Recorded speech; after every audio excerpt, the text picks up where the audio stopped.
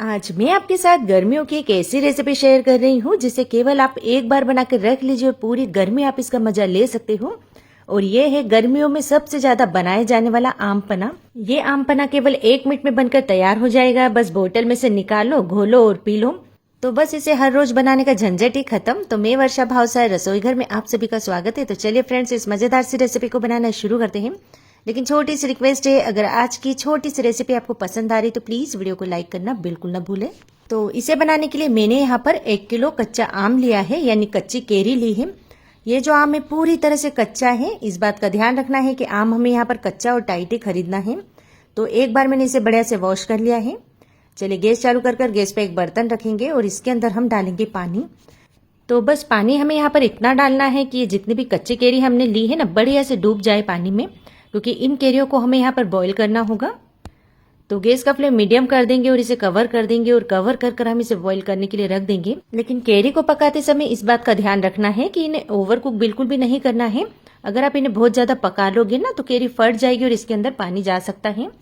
तो कुछ देर के बाद कवर हटाकर हम इसे चेक कर लेंगे कि केरी हमारी यहाँ पर पकी है या नहीं।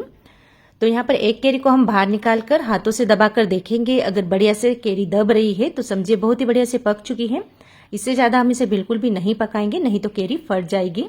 चलिए गैस का फ्लेम ऑफ कर देंगे और ऑफ करने के बाद इन केरियों को हम बाहर निकाल लेंगे। तो फ्रेंड्स, बहुत ही फटाफट से बनने वाली रेसिपी है। बस एक बार आप इसे बनाकर रख लीजिए और पूरी गर्मी के दिनों का झंझट ही आपका खत्म। तो यहाँ पर देखिए केरियों को मैंने इस तरह से बाहर निकाल लिया है। देखिए केरी यहाँ पर बढ़िया से सॉफ्ट हो चुकी है। तो जब इस तरह से हाथों से आप इसे दबाकर देखोगे ना तो बड़ी आसानी से दब रही है। चलिए अब हम क्या करते हैं, इन केरियों में से पल्प को अलग कर लेते हैं। तो बस इस तरह से चाकू से हम केरी के बीच में चीरा लगाएंगे, ये देखिए। और अब इन केरियों में से हमें इसके पल्प को अलग करना है। तो इस तरह से हम पहले इन्हें खोल लेते हैं ताकि बढ़िया से ठंडी हो जाए, क्योंकि इस समय ये काफी गर्म है। तो थोड़ा सा आप चीरा लगाकर इस तरह से पहले इन्हें खोल कर रख दीजिए ताकि हम आसानी से इनके पल्प को अलग कर सके। और अब हम एक नाइफ की हेल्प से इसका सारे पल्प को अलग कर लेंगे। तो इस तरह से जो इसका छिलका होता है ना, बस इस तरह से आप सारे पल्प को निकाल लीजिए। और बस इसी तरह से इनकी गुठलियों में भी बहुत सारा पल्प है, तो गुठलियों को भी हम यहाँ पर इसी तरह से साफ कर लेंगे, ये देखिए। तो फ्रेंड्स, ये जो केरी है ना थोड़ी सी रेशे वाली है। आप देख सकते हैं ना, थोड़े थोड़े इसमें धागे जैसे रेशे जैसे दिख रहे हैं। तो जब आप केरी खरीदो तो इस बात का ध्यान रखिए कि रेशे वाली केरी नहीं ले। तो अब मैं तो लेके आ गई थी और मैंने इसे बॉईल भी कर लिया है, तो मैं इसी से आपको शरबत बनाना बता रही हूँ।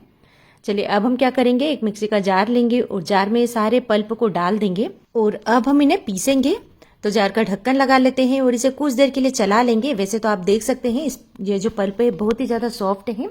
आप चाहो तो इस तरह से इसे छन्नी से भी छान कर इसका पल्प निकाल सकते हो, लेकिन एक बार जब हम इसे पीस लेंगे ना तो कोई भी इसमें लम्स वगैरह होंगे वो निकल जाएंगे, ये देखिए। और अब इसके टेस्ट को और भी ज्यादा बढ़ाने के लिए हम इसमें डालेंगे पुदीने की पत्तियां। तो यहाँ पर मैंने कम से कम 25 से 30 पुदीने की पत्तियां ली है। इसे बढ़िया से धो लिया है और अब हम यहाँ पर जार का ढक्कन लगाकर इसे भी बढ़िया से पीस लेंगे। तो अगर आपको पीसते समय पानी की जरूरत हो तो आप यहाँ पर 1 से 2 छोटे चम्मच पानी डाल सकते हो, जैसा कि मैंने भी यहाँ पर थोड़ा सा पानी डाला है। तो अब आप यहाँ पर देखिए क्या बढ़िया सा इसका कलर आया है और एकदम फाइन पेस्ट मैंने यहाँ पर इसका बनाकर तैयार कर लिया है। चलिए अब गैस चालू कर गैस पे हम कढ़ाई रखेंगे और इसके अंदर हम डाल देंगे चीनी। तो चीनी में डाल रही हूँ 3 कप। तो 1 किलो केरी में 3 कप चीनी काफी है, क्योंकि ये जो पना है थोड़ा खट्टा मीठा ही होता है, तो बहुत ज्यादा इसे मीठा बिल्कुल भी नहीं करें। तो यहाँ पर चीनी में थोड़ा सा कचरा दिख रहा था तो मैंने इसे हटा दिया है। चलिए अब हम इसमें डाल देते हैं पानी। तो पानी हमें यहाँ पर चाहिए चीनी का आधा, यानी 3 कप हमने चीनी ली थी ना, तो 1.5 कप हम यहाँ पर पानी डालेंगे, क्योंकि हमें यहाँ पर इसकी चाशनी बनाकर तैयार करना है। चलिए अब हम क्या करते हैं, लगातार चलाते हुए चीनी को बढ़िया से मेल्ट कर लेंगे। तो जब तक चलाएं जब तक चीनी जो है पानी में बढ़िया से घुल नहीं जाती। तो यहाँ पर देखिए फ्रेंड्स, चीनी पानी में बढ़िया से घुल चुकी है। अभी हमें यहाँ पर इसकी चाशनी वगैरह कुछ भी नहीं बनाना है, क्योंकि चाशनी बनाने से पहले हम यहाँ पर डालेंगे ये केरी का पल्प जो हमने पीस कर रखा हुआ था। तो एक बात आपके साथ और शेयर कर देती हूँ, जैसे कि मैंने इसे छाना नहीं है क्योंकि मैंने इसे बहुत ही बढ़िया से पीस लिया है। लेकिन अगर आपको लगता है कि यहाँ पर थोड़े से बड़े पीस हैं तो फिर आप इसे एक बार जरूर से छान लीजिए। चलिए अब हम क्या करते हैं, इस तरह से इसे बढ़िया से मिक्स कर लेते हैं। तो आप चाहे तो एक विस्कर ले लीजिए, विस्कर से बहुत ही बढ़िया से मिक्स हो जाएगा, ये देखिए। यानी इसमें किसी तरह के केरी के कोई भी लम्स नहीं है। चलिए अब हम इसमें एक बढ़िया सा बॉईल ले लेते हैं। तो इसी तरह से हम चलाते हुए ही इसे पकाएंगे, क्योंकि चाशनी बनने में बहुत ज्यादा समय नहीं लगेगा। तो जब यहाँ पर एक बढ़िया सा बॉईल आ जाएगा ना, इसके बाद हम यहाँ पर कुछ फ्लेवरफुल मसाले डाल देंगे ताकि चाशनी के साथ वो भी पक जाए और पन्ने में उनकी खुशबू बहुत ही बढ़िया से आए। चलिए, जैसा कि मैं यहाँ पर डाल रही हूँ 1 चम्मच भरकर भुने हुए जीरे का पाउडर। गैस का फ्लेम बिल्कुल लो कर दीजिए इस समय। और इसी के साथ 1 चम्मच में डाल रही हूँ काला नमक, आधी चम्मच हम डाल देंगे काली मिर्च का पाउडर और आधी चम्मच में यहाँ पर डाल रही हूँ रेगुलर नमक यानी सफ़ेद नमक। अब इन सभी चीज़ों को हम बढ़िया से मिक्स कर लेंगे। तो चम्मच को इस तरह से घुमाते हुए मिक्स कीजिए ताकि इसके भी कोई भी लम्स जो है पन्ने में ना रहे। तो बहुत ही फटाफट से ये रेसिपी बनकर तैयार हो जाती है फ्रेंड्स, और बिल्कुल भी झंझट, कोई मेहनत नहीं है और ना ही कोई हमें बाहर से सामान लाने की जरूरत है। अब हम इसकी चाशनी बनाकर तैयार करेंगे।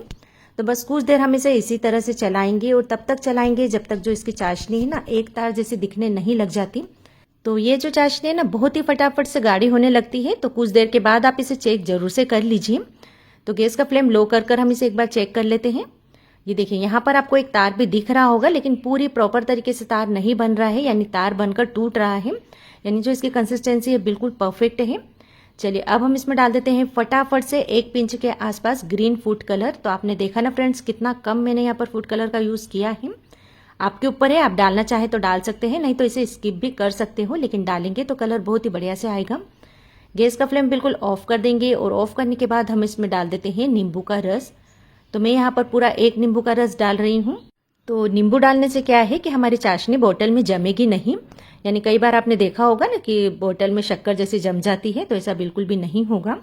तो बस अब हम इसे बढ़िया से मिक्स कर देते हैं और अब हम इसे पूरी तरह से ठंडा होने देंगे। ठंडा होने के बाद मैं आपको इसकी कंसिस्टेंसी दिखाती हूँ कि ये किस तरह से है, क्योंकि अभी तो आपको ये थोड़ा पतला लग रहा होगा। तो अब आप देख सकते हो हमारी शरबत की कंसिस्टेंसी बिल्कुल परफेक्ट है, ना ही बहुत ज्यादा गाढ़ा है और ना ही बहुत ज्यादा पतला है।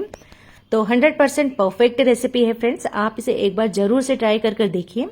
और जब ये पूरी तरह से ठंडा हो जाएगा, इसके बाद आप किसी साफ कांच की बोतल में इसे स्टोर कर रखें तो महीनों चलेगा। तो आपको इसे फ्रिज में भी रखने की जरूरत नहीं है, बाहर भी ये बिल्कुल भी खराब नहीं होगा।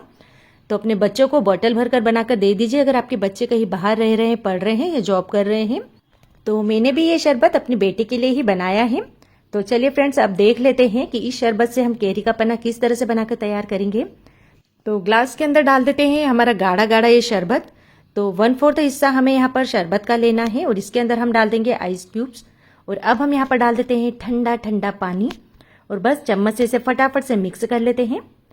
तो बस ये देखिए, केवल 1 मिनट में हमारा कैरी का पन्ना बनकर बिल्कुल तैयार है, बहुत ही टेस्टी और कई गुणों से भरपूर। तो आप इस रेसिपी को कब ट्राई कर रहे हो कमेंट बॉक्स में जरूर से बताइए, और अगर रेसिपी पसंद आ रही है तो प्लीज वीडियो को लाइक एंड शेयर करना बिल्कुल ना भूलें।